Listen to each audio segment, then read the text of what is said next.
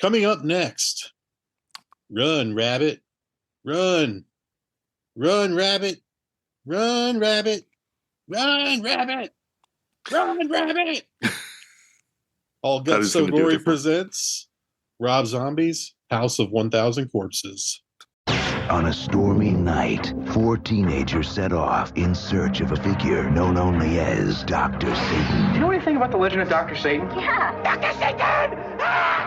What they uncovered probably got themselves lost. is the most shocking tale of carnage ever seen. It's showtime! From director Rob Zombie comes a journey into hell. House of 1,000 Corpses, rated R, starts Friday. The mad and macabre. Oh, what monster could have done this? I'm just gonna bash your brains. Before dawn, make your choice. Wake up, little girl.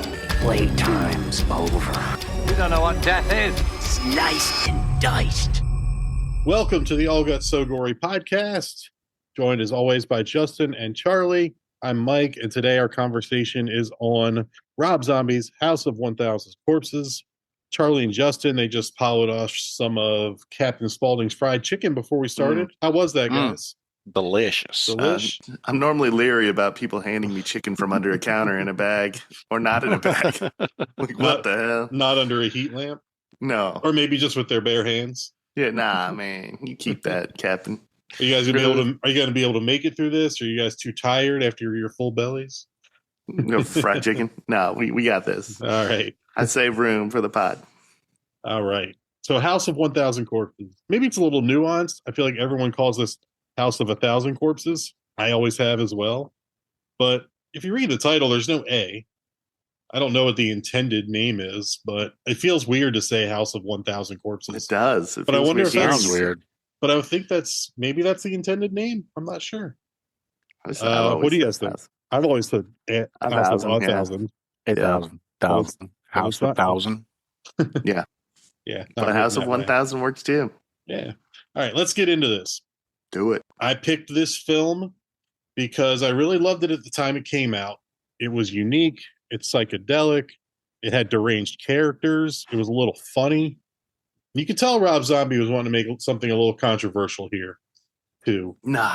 This was 23 years ago now. It came out in 2003.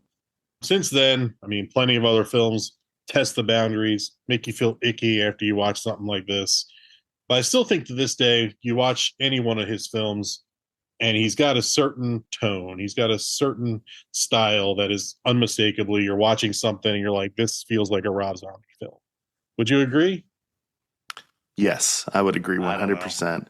I feel like normally he works in his own songs too a little bit, or songs very similar to his. And despite not being it's weird because I'm not a giant fan, but I check out the movies. Like I watched 31. I watched the Witch one, the Salem one. I watched most of his. Yeah, I watched most of his films, and I'm not even a fan, but I want to see what he does. I think it's why some of the people tuned into Howard Stern or whatever back in the day because they hated him so much they needed to hear what he'd say. That's kind of what I do with Rob, I think. It's Yeah. Charlie, your thoughts on Mr. Zombie? I really haven't paid attention too much. You know, I've seen House of 1,000 Corpses. You're going to start saying that too. The Devil's Rejects. I mean, that's pretty much it. They're okay. I didn't watch The Munsters. I did. You're fine. You're not missing anything. Did you drive to this episode in your Dragula? Yeah, that's a great music video, though. It's fun. But the movies are shot in similar ways to some of the, Dragula, for example. You've seen the video for it, right? There's a lot of that in House of 1,000 Corpses, where there's a lot of Technicolor and different cutaways and stuff, and just frenetic scenes that kind of cut away. But interesting transitions, different styles of filming, and probably different cameras to get that style of film, for those transition scenes that are kind of creepy throughout this film. very much a Rob Zombie staple, if you ask me. It's kind of like when you hear a guitar riff, you kind of know exactly who that musician is, even if it's a new song or like, or if it's a musician, you hear like one note, you're like, oh, that's definitely so and so. Like, kind of like I think when you watch a Rob Zombie movie, even if you didn't know he was the director, you'd be like, this feels like Rob Zombie. Yeah, because Bill Moseley's in it. or Sid Haig is in it, or his wife Sheri. His wife's in it. You're like, oh, I bet this is a Rob one. That's the dead giveaway right there. Yeah. All right. So this came out in 2003. They filmed this in the year 2000, but came out in 2003. There was just distribution problems. What's significant about 2003 for you guys? Charlie, I'll start with you. I think that was the last year of Buffy the Vampire Slayer. Was it season 7? Maybe. I thought it was. Well, I thought it was 2003. It may have been 2004. Well, she graduated in 99. Wow. Never mind. And I just moved to this area like the year before, so that's about it. All right, Justin, 2003. 2003, I was working at the South County Warenberg movie theater. I'm going to just jump into my experience with this movie. I was telling Charlie, I don't think I've ever seen it all in one sitting. I've seen a piece here, a piece there, and I think I'd probably patched together most of the movie just by jumping in and making sure people weren't acting crazy in the theaters or whatever. So I'd seen most of the pieces.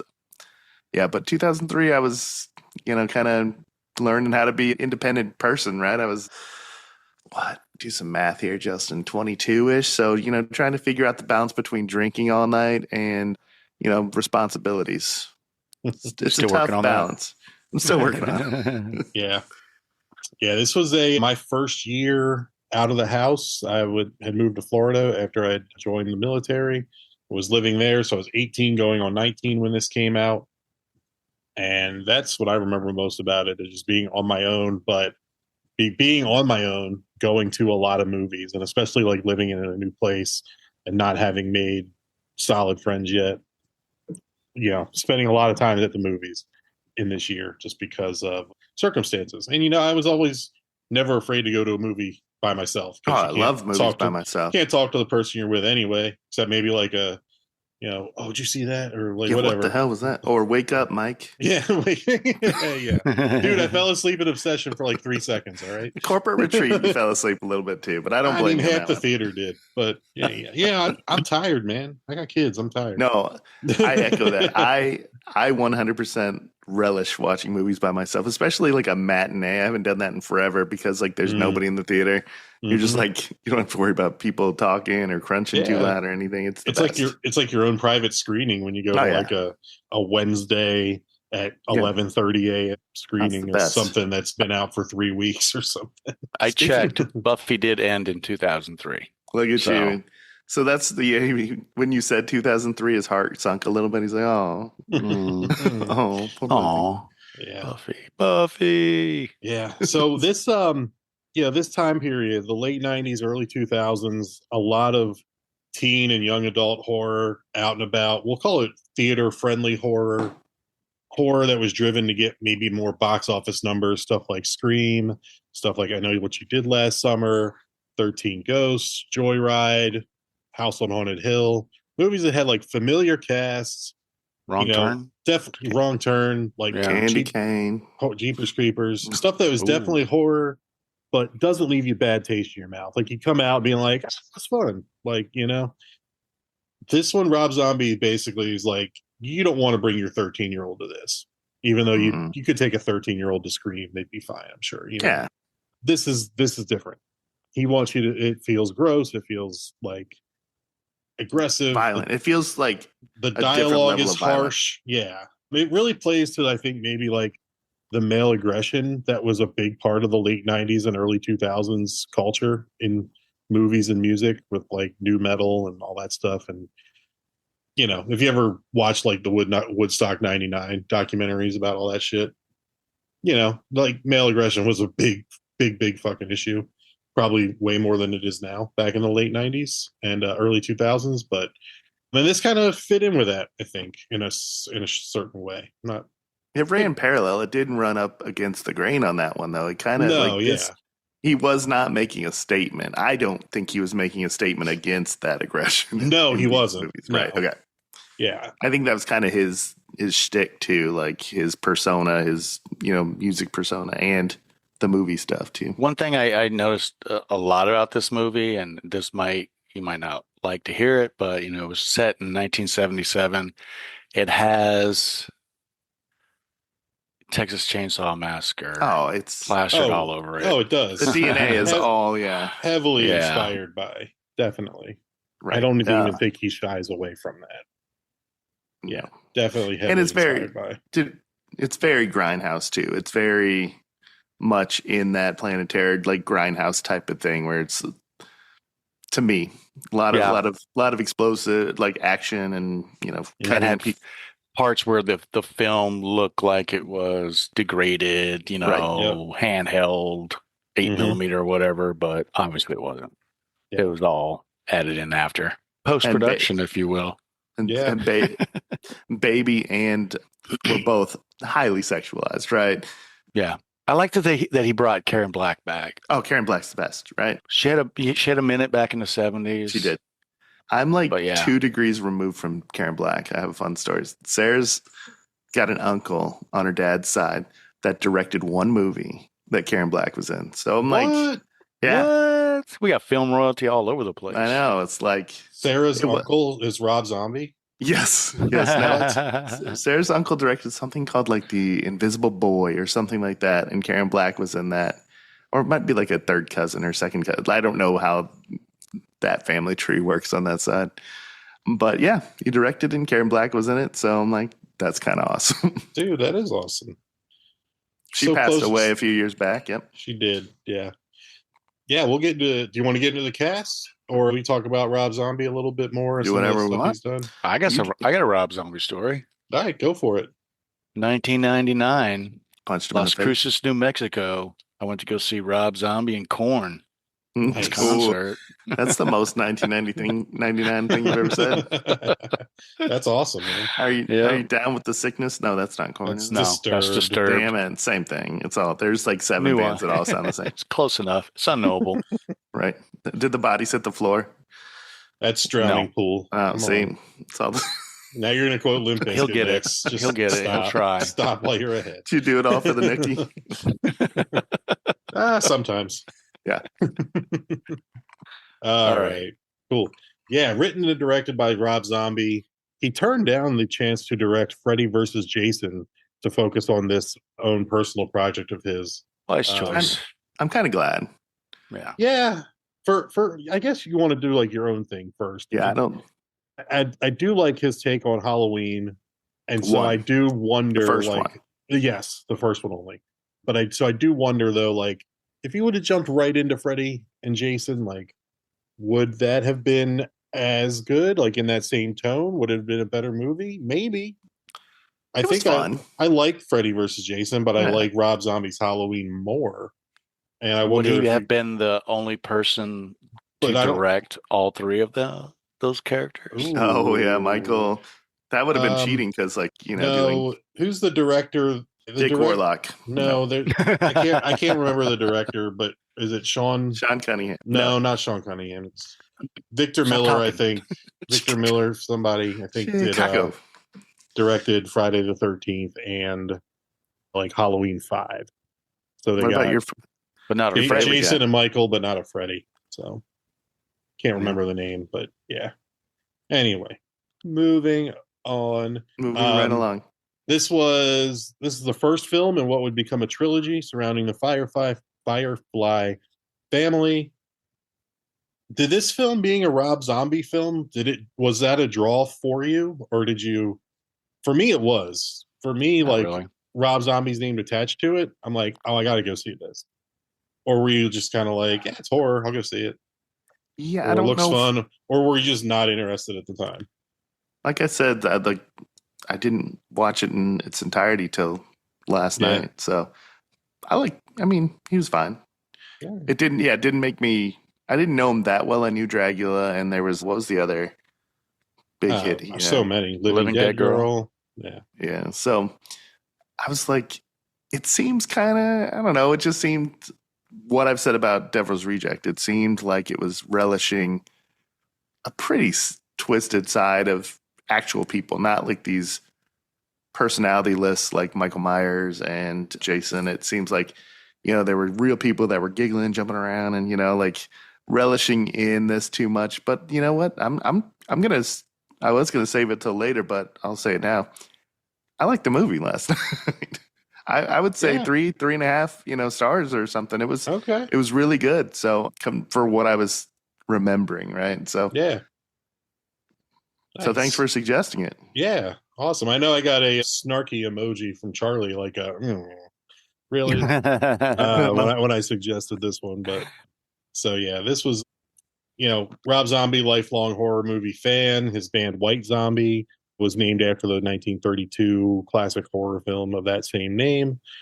The Devil's Rejects after this, the sequel, somehow even more icky, and I think I like it even better than this one, if I'm being honest. Which one? The Devil's Rejects. Oh, see, I go the other way on that one. The rape stuff it's a little too hard. Yeah, yeah, you're right. Yeah, and it's definitely more icky. We're playing Freebird as they're getting like lit up driving off. Yeah, I'm like, what is happening? No, that scene's awesome. It's well shot, but I'm like, these are dirtbags. Die. If Edgar Wright did that, you'd be amazed. Like, that's awesome. Not if they were these people. He basically did an Edgar Wright thing. He did synced up music to an action sequence. But not if they were these people. These people are bad people. Yeah, I'm like that. Like the whole time, even in halfway through, we're gonna get into this later. But when Dad's coming to save, the daughter with the cops or whatever, I'm like, all right, now is when they get it. Yeah. So it's like he does make the villains into the heroes in Devil's Rejects, but I do like just some more of it was like shot. They didn't do as much of the psychedelic stuff.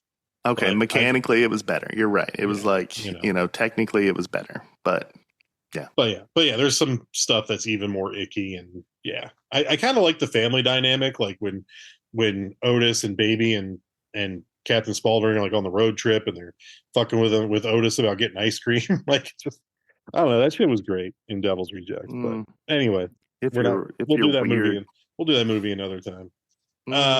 It's gonna Charlie's be right. It's gonna be a Charlie's picking it. Yeah, Charlie pick. Probably not. So yeah, we talked about his, trying to do the impossible and creates a reimagining of Halloween.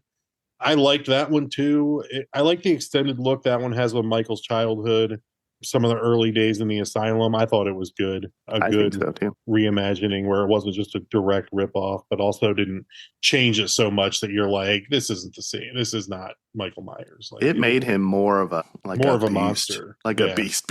Yeah, yeah. They used a big hulking dude, and they played down the supernatural stuff of it too. There's no they didn't really reference like a devil connection or anything. Remember in like some of the Halloweens where at the end like somebody breaks him out of. Isn't it like a mysterious man that breaks him out of jail in one of them? Can't remember. It made him more like a, just a big ass dumb human. Yeah. Yeah. Big old dummy. Yeah. So yeah, Halloween, I made a second one. That one I did not like. Lords of Salem, 31. 3 from Hell is the final in the trilogy to wrap up the Firefly Family trilogy after 16 years. And then, as you mentioned, Justin, the last thing he made was The Munsters back in, I think, 2022.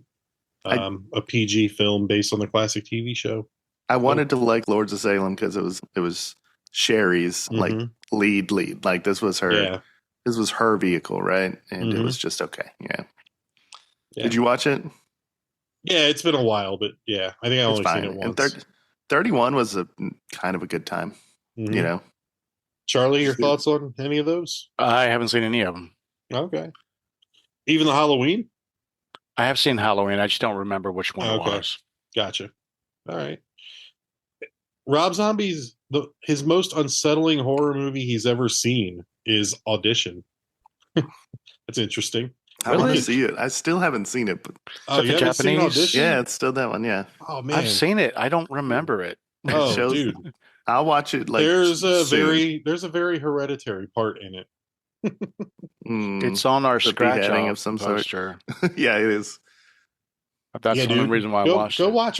Go watch Audition. Okay, I'll be right back. Yeah, take a pause. We'll be back in 2 hours. All right. Anyway, would you also guess that Rob Zombie is a vegan and a teetotaler and doesn't do drugs and is a huge animal rights activist?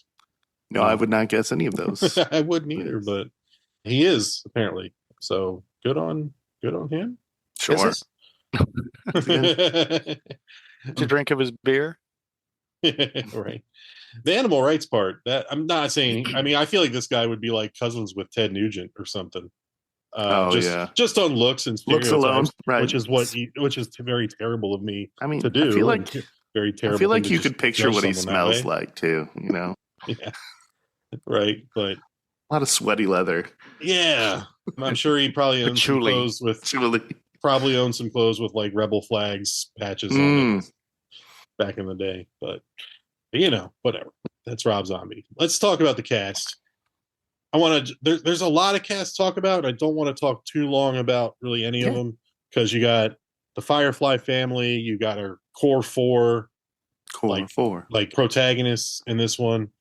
So let's start with Sheri Moon Zombie, Rob's wife, of course, plays Baby. Other than her role in the Toolbox Murders, which was a Tobe Hooper film, she only appears in his flicks. She gets offers from other things, turns them down. Never wanted to really be an actress, but does it for him. So, do you like her enough that you wish she was in other stuff? I don't need her to. I feel like it's like peanut butter and jelly. Like I feel like you're watching a Rob Zombie movie. She's in it. You know, it makes it a Rob Zombie. It goes film. Together. I don't need her. Yeah, I don't need her in anything else. I like her. I mean, she's attractive. She's always, you know, that crazy, you know, type of attractive where it's like, yeah, she's bad news. Yeah. I mean, she's a pretty caring for what she is in Halloween, even though she has to strip for her employment. But it's, you know, she's got a little bit of range, and I wish I could see her do some other stuff too, instead of just be the annoying, high-pitched baby voice. Like it's kind of it's grating for sure. Yeah, so she wasn't bad in 31. It just, you know, the movie wasn't wonderful. Right. Bill Moseley plays Otis. I think all he does is horror. I don't know if he's ever been approached about being in like a drama. He's probably like, go fuck yourself. He probably makes like $50,000 at every one of these horror conventions I see him at too. Like he makes his rounds, man. Texas Chainsaw Massacre 2, The Blob remake, Silent Night Deadly Night 3, Repo, Night of the Living Genetic Dead Opera, remake, Army of Darkness. Yeah, he's if horror gives out Lifetime Achievement Awards, like he should get one because he's been doing this Chainsaw for a long time. Chainsaw, they do give it out. I'm surprised he doesn't have one. Yeah, right. Oh shit. Karen Black, Mother Firefly, a ton of work. 2 Golden Globe wins for the film's 5 Easy Pieces and The Great Gatsby from the early 70s. She's in. Yeah, and then recast for The Devil's Rejects. She was not in that one. They recast her part over money, I think. She was in this great. What's the one I with the told you when I grew up? My mother was really into horror movies and stuff like that, and I would hear them talking about. There was a made-for-TV movie starring Karen Black called The Trilogy of Terror. Yep.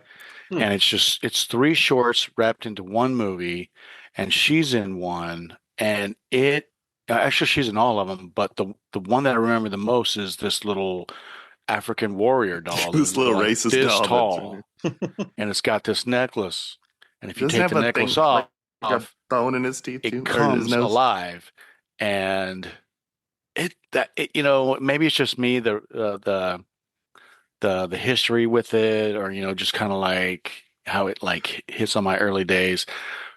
But for a made-for-TV movie, it is really, really good. It is really good. I mean, there's like It, and Trilogy of Terror, and Salem's Night Stalker. From Duel? From the early 70s. Oh. Duel, yeah.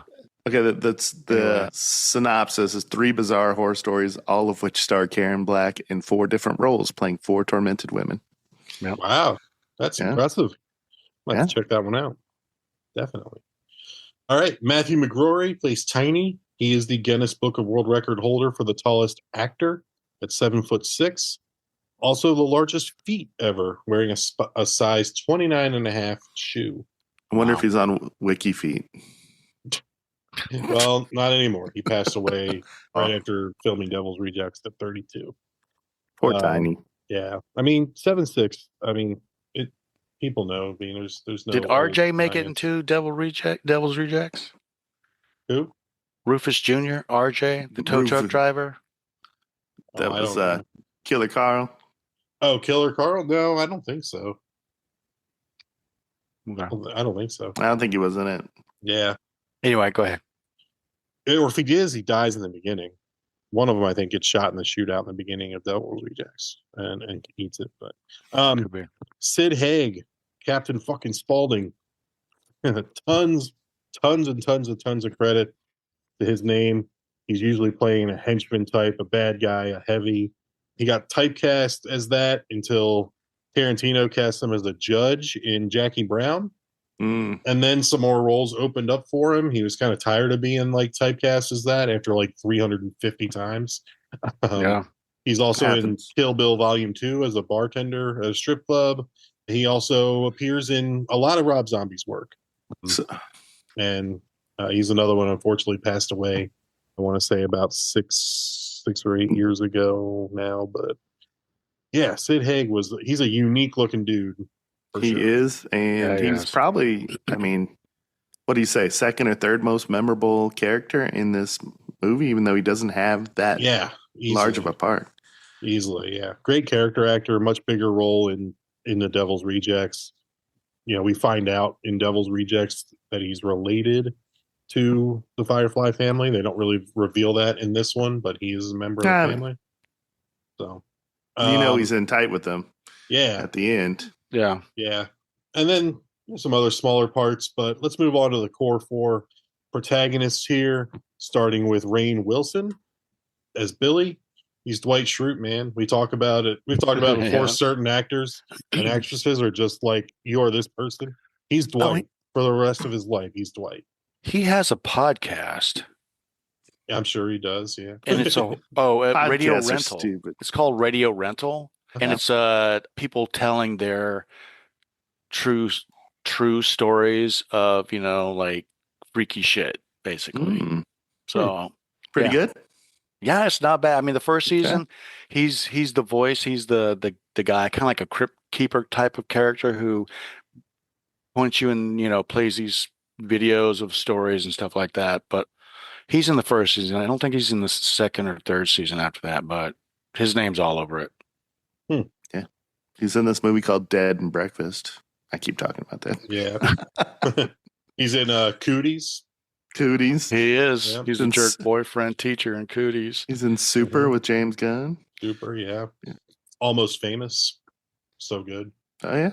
Yeah. I don't think I've ever seen that. It's good. You haven't seen Almost Famous? No. Not a horror film, my God. Oh, my Never God. been interested in seeing it. Oh, God. After you watch Audition, go watch that. I've seen Audition. It's not horror, but you got to it. see Almost Famous. Almost Famous is amazing. It's amazing. No, it is amazing. Almost. Mostly. It's so good. So good. But yeah. Rainn Wilson. Chris Hardwick. He's Jerry in this. What do you remember Chris Hardwick from? From Singled Out. And he was doing a podcast, too, that I was listening to for a long time where he did I don't recognize him for anything. MTV. Yeah. So, he was in MTV. And then, he got into the Talking Dead and, those shows on AMC where he would do, a show after, and they would talk about the episode and stuff. But it was a nice little blast from the past. Yeah, Singled Out was, I think, my first foray into MTV as a preteen. It was probably 11 or 12 when I found that. That's when I found Jenny McCarthy. Yeah, exactly. And then, as you said, talk show host, game show host. I think he even did one of those game shows on ABC or CBS later. Oh yeah, The Wall or something. The Wall, yeah, that's the one. One of those. Yeah, but he's been podcasting. I think ever since podcasting started. The Nerdist podcast. That's what it is. Really big podcast. Started in 2010. He got soft canceled, didn't he? I don't know. I think he had some kind of soft canceling, but not nothing he didn't bounce back from. Yeah, they Comments, rebranded maybe. that. They rebranded that show as ID10T, and now it's called I think you're overthinking it. But he's been podcasting for 16 years now, which one of the OGs. I think he's probably got to be one of the OGs. I don't know when podcasting really took off, but I feel like 2010 is probably the early. No, I know Mark stages Maron and Adam Carolla and those guys are all in the early stages. Yeah. Yep. Back when people had iPods. Yeah, exactly. When you had to download it. Where your podcast comes from. Yeah. Exactly. Right. Jennifer Jostin plays Mary. I'm not familiar at all. Neither. Okay. Yeah. Same thing with Erin Daniels. She's our final girl here. Denise Willis. 39 episodes of The L Word after this. Oh. But otherwise, I'm not too familiar with anything else she's been in. Was she the one where her dad shows up? Yes. Yep. Did you recognize the dad? I did not recognize the dad. Go ahead, Charlie. He is the grown-up old man, Private Ryan. Oh, yeah. And he's wearing, the same jacket, too. I was like, oh my God, that's him. Yeah. He's like wearing the same outfit as he wears the end of season. Pretty much, yeah. It didn't work out well for him in this one. No, he didn't make it out. No, unfortunately. And then we get really early Walton Goggins in this. Amazing. As Officer Nash. Classic Walter Goggins. Better not get in my way. Right. And then he just wets his fucking pants the second Otis shows up. Yeah, we'll get to that part, but very early Goggins. He just got started on The Shield. Another FX show, Justified, came a couple of years after that. Justified, he was great in Justified. Yeah. That him and Timothy Oliphant, great in that. And then after, down the road, he was in like Lincoln and Django Unchained. He made a stronger shift into movies. I believe in like Justified. Like he's one of those guys that is like, okay, there's an arc written for like maybe 3 episodes, right? But they're like, nah, he's too good to get out of here. So let's change. He was in Sons of Anarchy for a few episodes. I haven't seen Sons of Anarchy. Still, me neither. I mean, I think I've seen a couple episodes in passing when my wife was watching it, but my wife. Yeah. My wife. All right, so that's our cast. There's some more people in there, but I wanted to try to keep that short. $7 million budget on this, grossed $16.8 million. I don't think that's much of a profit if you factor in the marketing or whatever, but I don't think this was trying to trick people into seeing a fun horror movie. No. I think it probably turned off a lot of people before it even came out. I think some people were like, nah, that looks like too much. Yeah, but I feel like his reputation kind of preceded him a little bit, where he's like this, showy, horror guy with the white zombie and stuff, and I feel like that was divisive, right? It didn't have mass appeal. It wasn't for the I'm okay with horror movies type of fan. Yeah, it wasn't The Ring or The Grudge, no, Obsession. No. 23 years later. Yeah. And then this came out the same weekend as a film called Anger Management. You remember that Adam Sandler, Jack Nicholson movie? It was forgettable, super forgettable. Super forgettable. I remember seeing that and this in the same weekend, maybe even day. I don't know, but I definitely saw both of them in the I was theater. excited about it too because it's Jack Nicholson and Adam Sandler and all the celebrity cameos, and it was like the Bobby Knight scene, Marissa Tomei, Woody Harrelson. Who else is in there? John Turturro. I was like, Heather Graham. I'm like, all these famous people are in this. And I left the theater like, okay, that was fine. And I don't think I ever saw it ever again. So Happy Gilmore, like it was like a return to the angry, like the funny, angry Adam Sandler. We're like, this is going to be good, right? But yeah. And it wasn't. It wasn't. It was not. No. Terminator 3 was the 8th biggest film of 2003, in case you were wondering. No. Also bad. also bad. Unfortunately, except that whatever it was, a T3000 because she was, 5000 or TX. No, I'd hit her up, something like that. I can't remember. She could get it. What's up, girl? Mm-hmm. Let me spit some game at you, girl. Show me what them arms do. Yeah, you don't want to know. You ever heard of Blumpkin? Oh, golly. That was Charlie for everyone listening.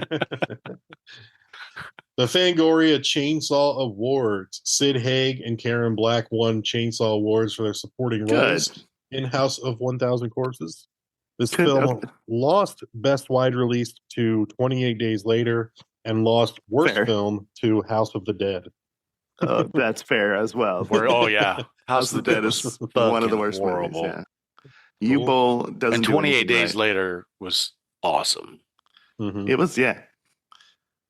Yeah. Did you have something you wanted to add there, Justin? I feel like I cut you off. I was gonna say, would you guys been okay if they didn't make Karen Black's teeth orange? I'd have been like fine with it. I mean, like, I guess it added to the creepiness, but like, they all kind of had the teeth except for Sid Haig's are like black. Yeah. Yeah. I don't think they have a toothbrush in that house. Maybe this isn't the right time to talk about it. Was the family too hokey? Like, we'll get to that when it was an amped up. It was it was Texas Chainsaw Massacre family with like parts with fleshed them out. Yeah, fleshed them out a little bit more. It was just a different family, same scenario, and we're just gonna like make it big, right. Everybody. Yeah. My theory is that Rob Zombie was trying to write this as if like Tarantino wrote it. Like the dialogue is gonna like be as good as the action or the set pieces. Like I feel like he put a lot of time or thought into the dialogue writing, and unfortunately, like it's like Tarantino's great with dialogue about just random shit and just how it weaves into conversations. And I think Rob Zombie writes it like that, but it's not the way people talk. I right. think if that makes any sense. Yeah. Like the guy with the character with the short one, silver hair, flicking everybody off, where thin silver hair, Otis. Moseley, Otis. Yeah. Like he goes, his is more like a Charles, like when he's talking to cheerleaders about all this fucked up shit in his head. Creative. That's more like a Charles Manson rant. Yeah, yeah, and he's influenced Rob Zombie as well. I got a little note on that, but Manson. But it fits the times, the 70s. It does, right? Yeah, sure. Like I feel it, and like in The Devil's Rejects, there's a scene where William Forsythe is talking to some like Hollywood guy, and he's trying to help like connect the dots but using like the Marx Brothers. So there's like 2 or 3 minute like conversation about the Marx Brothers, and then he says something bad about Elvis, which offends William Forsythe, and they have this little Elvis for like 10 seconds. I'm like, that's definitely something that like doesn't have shit to do with the movie, but Tarantino would just weave into love it. Yeah, he would weave into a film as like a conversation piece in between like something else going on. And I think like Rob Zombie tries to do that shit. Like a foot massage. Right.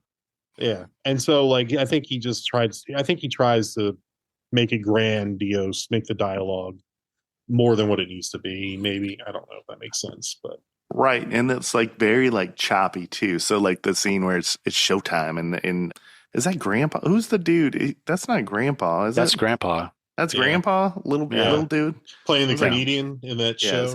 Is that Mickey Rooney? Who was that? It looked like it. I have no idea. People off and making all the dirty jokes about ladies and stuff, licking his fingers and stuff. I'm like, it's just like it's not like showing us a joke, but it is showing us Chris Hardwick losing his shit. Mm-hmm. Like he's like rolling on the floor. I'm like, I want to hear that joke. Let me hear that joke at least. Don't cheat. Yeah. The reviews on this: Metacritic score of 31, pretty low. Rotten Tomatoes, interesting. The tomato meter from critics 22%, fan score 65%. That's a really big gap. That is a 43% gap between what the critics think and what the fans think. What do you attribute that to? I feel like it celebrates what it is too much for the critics, meaning like it's unapologetic, right? It's not holding anything back. It's not like softening anything for the audience at all. And I think the critics are like, don't want to be caught being the ones that were like, I liked it. Yeah, could be. I think there's, you don't want to be the one that's the sicko critic. Yeah. And it's his filmmaking style is unique, but I don't think it's really like a unique story by any means. Right. It's horror movies are you break down on the side of the road, you go into this family brings you to their fucked up house, and now you're getting tortured until you die. Like it's as old as time in horror. I feel like the critics did sleep on a lot of the tricks, the camera stuff that Rob Zombie did. There's one scene where I was just like kind of shocked. It's where she's walking from the dark into the room, into like the temple of Dr. Satan at the end or whatever, and they cut the camera. I was like, that was a really good shot. Like like the color change. Like there's a lot of cool stuff in it. It goes from the blue to the orange. Yeah, it's But really good. I have to side with the critics if they were talking about if that was one of their things that they didn't like about it. It seemed very film schooly. Like, let's see. I learned how to do this. Let's do this. There's a lot of split screen stuff. Sounds like a good idea. Let's do it this way. Yeah, but I liked it. Like when that creature was wearing the goggles and we saw her in both the color goggles. Negative Right. shifts. Yeah, I agree. I agree, but like it felt, like I said, it felt very grindhousey too, and I liked. Yeah, I was watching it under those eyes, so I was like, "This is a good at doing that." Right? That's how I was watching it. Yeah. Yeah, I think you're right, Charlie. And I wonder how many first-time filmmakers are like trying shit out. Like, let me do this thing De Palma did in Carrie. Let me do this, this thing that was from Texas Chainsaw Massacre. Let me try this thing that Wes Craven did once or whatever. Like, I feel like a lot of first-timers probably are stealing stuff and just trying to fit it into their first film. Because they might not get a second one. So I don't know if they're just trying to be like, let's see what I can fit in here as much as I can. And it looks very much like, or even if they come up with something original, it's just all over the place. It's just like they're just using too much. It seemed like it was, for me, it was just unnecessarily too much. They could have flipped back and forth between like a grindhouse close up and then back to, like I didn't appreciate the negative, switching back and forth between like regular film and then color negative. I mean, I will tell you one scene that was a bad one when he shoots Walton Goggins, and there's like it's got to be a 45-second shot of like a crane shot, or that was way before too long. drones. I'm like, that's the most indulgent thing I've seen. Like you're just like, what are you doing? He's glamorizing it, sitting there, and I kind of feel like I knew what he was trying to do. But that wasn't the way to do it. I think he was trying to be like looking in, the bad guy's looking in this guy's eyes while he's on his knees with a gun in his forehead. And the bad guy is just like soaking it in, the terror and the misery, because he knows he's going to kill him. Right. Was there any doubt in your mind that he was going to kill Walter him? Goggins his character knew he was going to get killed.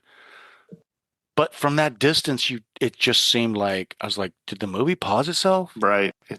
Same. Is it just I didn't get that if he was trying to go for that, which I kind of feel like he was, I didn't get that. All I got was like, are we gonna get there? Or, you look at your watch, you look at your phone. Like, how long is this? How long is it? I mean, he's gone way too long. Oh, it's still going. Okay. Well, let's see. I feel like it was probably a controversial scene. And I think Rob Zombie was trying to make a point. Yeah. And I think at the time, and I think it was one of those, like, he wanted to let that fear or dread drag out as long as you possibly could, but also just have the crowd, the audience, just kind of be like, "Oh no!" And then, do you think but that's part of the ick. Like if he shot him in the back and that was it, it doesn't hit as hard or resonate as deep. Yeah. Or is as memorable as if you did a crane shot and pause for 30 seconds and then shoot him in slow motion and have silence and no music, and then the birds fly when the gunshot goes off. And I'm going to push back a little bit and say, do you think his goal was to make the audience say something along the lines of, at least in your head, like, go ahead and shoot him already? Damn it. Like, this is taking too long. Just shoot him. I don't know. Like, do you think he was trying to make us like root for that act or something? I don't know. I think he was trying. I think he was trying to make some just kind hit me. of statement. I was like, that might be cool. I don't know what the statement was, but I think he was trying to prove a point or make a statement or something. Anyway, I feel like he wanted it to be known that he wanted to do something to make a point. I don't know, but that's the only reason I think for doing it that way. Yeah, except pissing us off. Yeah. So let's talk more about this movie. Let's start at the top. Let's do it. This film opens with, in a very Tarantino way, I think, with a little TV show, Dr. Wolfenstein, Captain Spaulding commercial, and then we get to Captain Spaulding's fried chicken and gasoline. Mm-hmm. And then I don't know the actor's name, who's the little friend that's Captain Spaulding's friends that's saying all the really insensitive That's Ron stuff Howard's now. brother. Is it really? Yeah. Wow. Keep talking. I'll tell you exactly what his name is. Well, he's talking about that guy likes to put pencils in his eyeball, and circle them all around. I'm like, okay. and like putting whacking it, action figures in his ass, and Dr. Zayas all of his ass. Dude, I feel like that guy almost had. I had it wrong. Breaking character. That's not him. It's a different guy. Sorry. Go ahead. Okay. No, I feel like this guy had Sid Haig almost breaking character. Probably. Like the blooper reel for this scene had to be like long as shit, because I feel like there's definitely times where he was like about to come out of it, because just the way that he talked, that little guy, just so funny. And when he's calling out the robber and calling him like little dick wick and shit. Yeah, like, he's an odd actor. He's odd. Every part he plays is like that. Mannerisms are just offbeat as hell. Yeah.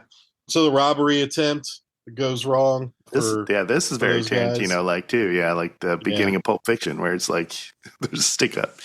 Mm-hmm. So, yeah, what do you guys think about that little opening? Maybe one of the best parts of the movie. Yeah, between like the back and forth between the robbers and Captain Spaulding and the little guy, and just the how defiant Captain Spaulding was back and forth. That's the only time I liked Captain Spaulding, when he's like unafraid. He's like, eat some chicken so I don't have to put my foot in your ass or whatever. Yeah.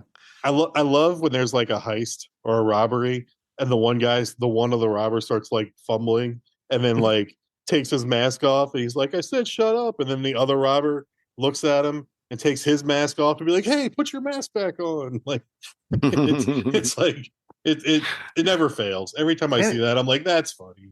And it sets the tone very well, because that big old oaf comes in with the freaking axe or hammer or whatever it was, and takes him down, man. Yeah. I'm like, what the hell is happening here? Yeah. Then we get, Captain Spaulding shoots him. Opening credits, very weird, very psychedelic, very weird. Like a Rob Zombie movie, music video. Sexual and evil at the same time. It's like mixing like these rough images plus like Betty Page type nudity, and it's just like it's trying to bleed the two together, right? Like this is going to be, you're going to think both are sexy and evil at the same time. Yeah. So we meet our core four when this movie officially kicks off. Jerry, Bill, Denise, and Mary, they're on a road trip. It's raining out. They're short on gas because of the last stop. Oh my god! What's he say? He's like, I put a couple bucks in. $3. That $2 I told you to. He deserved to die for that. Back then, that would have got you a few gallons. But I mean, yeah. So they stop at Captain Spaulding's. They love that it's an attraction and not just a gas station. They're on this road trip to write a book about quirky roadside attractions. So some good dialogue in there with him and Rainn Wilson, and they're just all about going in this place. There's a murder ride. The girls are kind of like not about it. Denise calls her father to let her know they're running late. But Private Ryan. Private Ryan. Yeah. I think the only real red flags that they should have seen was like how Spaulding flipped on a switch when, even though he said he was joking with Rainn Wilson, or what was Rainn's character? Billy, but like he's like, you guys think you're so good and coming picking on us people from the South, and like I'm like, yeah, I probably don't like that vibe, and I'm probably gonna bounce. Right. Yeah. Yeah. Murder Ride looked cool though. The Murder Ride looked cool. It looked fun. Yeah. It looked pretty big for this little roadside gas station. But yeah, I mean, that's when we first hear about Dr. Satan. The tree. Yeah. What do you think about I want Sid Haig's shirt. Did you read the back of his shirt? Something about farting. What was the? If I wanted to hear an asshole, I'd fart. Oh, nice. Definitely a shirt I'd wear to a concert or something. But to church. Yeah, to work, whatever. Yeah. To pick up the kids at school for parent teacher conference day. That works. I mean, you're coming up with a lot of good ideas for that shirt. Yeah, I guess I could wear it anytime. Anytime. Pretty much. Love it. Yeah, we hear the news story. This is moving on to the next scene. You know, Denise's dad's got the news on. There's a story about the missing cheerleaders. You can kind of guess where the missing cheerleaders are. No, I had no idea. If you hadn't seen this yet. Mm-hmm. They really want to see... Oh, and the payphone. The payphone also had missing people. Yeah. Other missing people in it. Yeah. Right? Was that the one that had the two boys on it? It had one lady and a guy, I think. But like, I didn't. So there's a missing persons poster that has two boys on it, and those are childhood photos of Rob Zombie and his brother. Nice. Well, Rob Zombie was the news guy too, wasn't he? I don't think so. I don't think he's in. I don't think he does any cameos in his movies. You guys keep talking. I'll check it out. But he, but his brother is the lead singer of Power Man 5000. If you don't know who Power Man 5000 is, I like them. They're good. Anywho, but yeah. So are they better than Metallica? No, but they did tour with them.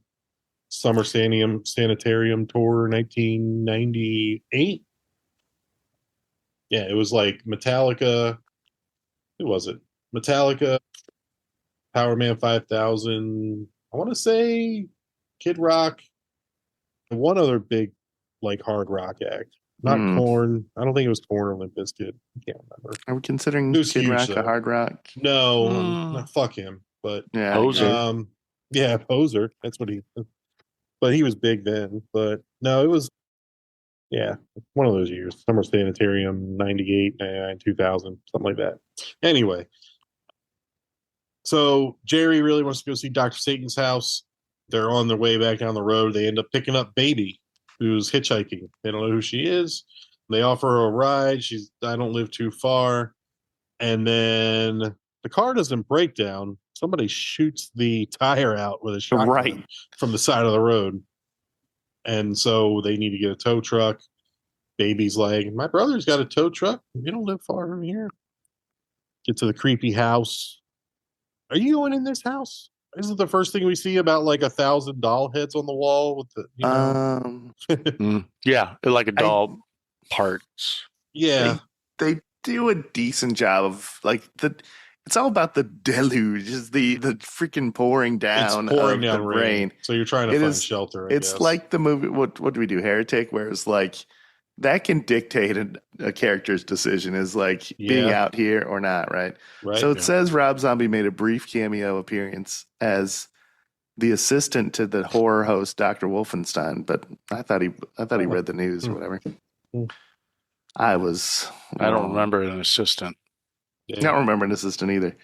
That Dr. Wolfenstein was cool. I was hoping he would have been a bigger part. I liked him. The design on him. Yeah. Otis, he's torturing some cheerleaders. So here are 4 missing cheerleaders. I think in a director's cut or a longer version of this, there are more of the cheerleader story, but we don't get much of it here.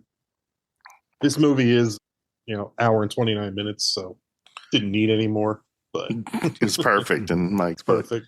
Could have used a little. I'll talk about that later. But anyway, what do you guys think about where we're at so far before the rest of the gang? I mean, it's that classic "girl, you in trouble" or "guys, you're in trouble." Yeah, don't go in there. Moment, right? But like, Baby's making him hot chocolate. Baby, I mean, flirting heavy. Flirting heavy, or like her little pajama pants are like down, like halfway down her butt. Yep. Hot chocolate, wanting to wear his glasses. You're pretty funny for a guy who wears glasses. I'm like, what does that have to do with anything? As a glasses wearer, Justin. Yeah. Yeah.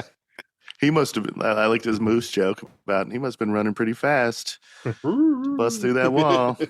Yeah. I mean, it's something you love the dad jokes. It's something you'd say in a situation like that where you're like, I'm waiting for my girlfriend to come. Yeah, got to cut the tension a little bit. Looks like a decent house, at least, except for the doll part stuff. But the house doesn't look crazy yet. But I feel like it later looks on, like Texas Chainsaw Massacre. Yeah, it looks like a house you don't want to be. Like, there's nothing around it. Yeah. So, the car gets towed in. The rest of the would gang you guys comes pick in up the Baby house. on the side of the road? I'll pick up anybody on the side of the road. Same. The car gets towed back in. The rest of the gang, they come in the house. We meet Mother Firefly, Karen Black. We meet Tiny. There's a little dinner scene. There's little masks for everyone to wear, like it's Halloween. Hallows Eve, yeah. Yeah. We meet Grandpa. Grandpa didn't really resonate with me from this. I just like it felt like just a botched character design. It did something about it thrown in to be gross. Yeah, does not make it. The actor actually passed away again. Another one passed away like shortly after this. There was. Did they put him in the curse? Did they put him in the house? Is it a house of 1,002 corpses now? That should have been the sequel. So I did like the part where Otis threatened him with the knife. He was going to like pretend to fight like Otis, and then he pulls out that big ass knife. He's like, "Now settle down," or whatever. Yeah, right. That was funny. Otis shows up to the dinner scene here with a jar with a fetus in it. Yeah, like a baby for like unexplained reasons. I think it's so the baby could come to dinner with them, kind of thing. Yeah. Maybe the baby that Karen Black had that didn't make it. Is that what it is? That's what I imagine it is. That's the blanks I filled in, but I don't know. It's unknowable. Deep. I was like, I think I was just taken aback by just the image. Just a fetus. It's like, what are we doing? More than likely, it was something Otis removed from one of his victims. That too. There was a couple of them, I feel like. Yeah. Some of those scenes, they show some shells, and there's a couple in jars. Yeah. Yeah. So you don't get dessert until you put your mask on. Yeah. Yeah. Jerry asks him about Dr. Satan, and they don't really share too much about it, but Otis makes the point to say that, that Captain Spaulding is full of shit, and, don't listen to him. They kind of, I feel like, I don't know if this is right at all, because obviously they blew their tire out with a shotgun, right? So, like, and obviously they closed the gate, but, like, it almost seems like they gave him an out. Like, don't ask any more about Satan, or you're going to find out about Dr. Satan. I don't know. I don't know. Yeah, I don't feel like there was a couple times where they had chances to leave. Spaulding said you don't want to go down there. There's nothing you'll see, right? He kind of did that. We also learned about Tiny's background right before here too, where he got like lit on fire. Did you talk about that? By Rufus Sr. I didn't mention it, but yeah, he's definitely got a wrap on his face from burns. Yeah. Oh gosh, when he was eating that cereal. Oh my god. That was the gore score went with just that scene. The gross, a full point. Well done by him, because it creeped us all out. Ooh. Yeah. That movie could have been an hour of just him eating like that. It would have been the worst movie ever. Unwatchable. Yeah, at this point, I'm kind of feeling like, all right, like when are we going to get some shit? Right. And then we start to get there. So, we have the scene where they put on the show, so the showtime. Yeah. You get the grandpa doing the comedy act. You get baby doing a little Broadway comedy act. Betty Boop, she was doing some Betty Boop. Yeah. And the girlfriend gets pissed. Man, come on, dude. Did Mary overreact? Oh yeah. She overreacted. Totally overreacted. She didn't read her situation. These are not stable people. Nope. So Mary, like, she goes down the line and she's just playing her part and playing her role, and she's not dressed scantily clad in any way. She's not grabbing people's, tits and dicks and asses or nothing. And she sits. All she does is sit down on Bill's lap. Like you would see at a show, yeah. Like you would see at a show. Like and then Mary goes full Mary stands right up and shoves her off. And like, get off her, you fucking whore. Mary's got that, slut. like, New Jersey in her or something. I don't know what she got. Dude, she flew off. She got that New Yorican in her. Dude, Mary, total. I was like, all right, is she overreacting, or like, but like would our wives do the same thing? I don't think that. No, they would be like respectful of the hosts in that situation. Now, if like there was dick grabbing or something, so it'd be pretty vocal. or if she tried to like kiss him on the neck or some shit, then but she didn't do anything. Or either that, or sit down on his lap. Either that, or we'd leave, and I would never hear the end of it. Forever. Hey, remember that time you didn't stop that lady from kissing you on the neck? Yeah. So shit's about. I can't sit on your lap like that lady you sat on your lap. So Chris Hardwick and Rainn, those characters were ogling hard though at this Betty Boop. Where I'm trying to look to see, is there any like definition of anything that's showing that's like risque, but not really. No, there wasn't. No. Yeah. No. Yeah. So shit's escalating, and then right as it starts getting to the boiling point, the car's done. They fixed it. Of course. Whoever it is, the brother, the unknown brother, I can't remember his name. And so they're like, "Thank God, let's get out of here." Jr. Rufus, RJ. yeah. Yep. Killer. So- Killer Carl. Killer Carl, yeah. Killer Carl, right. So they escape, they're on their way out. Billy stops to open the gate, and then these scarecrow type figures hop down off their perches. Very well designed. Awesome. Very, very cool. I was like, they're going to get away. the end. Roll credits. Yep. What a lovely movie. Yeah, it was so good, guys. Scarecrows come off their perch. Oh, yeah. Second one attacks Jerry. First one gets Bill. The girls, they get ripped out of the car. And then, is Bill? Bill's Bill Chris is Hardwick, Dwight. right? No. Oh, okay. Jerry is Chris Jerry. Hardwick. Okay. Good on Jerry. Man, I didn't know Jerry had that ride or die in him. He went jumped on his back. Straight out of that car. Mm-hmm. And in the I would have meantime- slid over into the driver's seat and just plowed Plowed him through over. everybody That's a through good idea. that gate. It's a good idea. But like, You think a horror aficionado like him would have done that? I think Bill missed his chance to get up and help at that point. Like, it's not really 2v1 because the other one's there too. But Mm-hmm. So they get ripped out of the car. They wake up. The girls are tied up. And Bill, he's like hung on a wall. And we first this see is one of our Mary. transition scenes, I think. But We first see Mary because we find out who's talking to Mary. It's Otis. And she's Mhm. like, "Where's Rainn Wilson? Where's Bill? Where's Rainn Dwight? Wilson? Where's Dwight Schrute? Yeah. Where is he? And then like, he's a good guy. He really got the juices flowing, and he was really integral to my decisions or whatever. right. And that was a pretty cool design too. It showed him getting tortured a little bit before. The other cheerleaders are in this room with Mary as well, Yeah. I believe. So one bed. Yeah.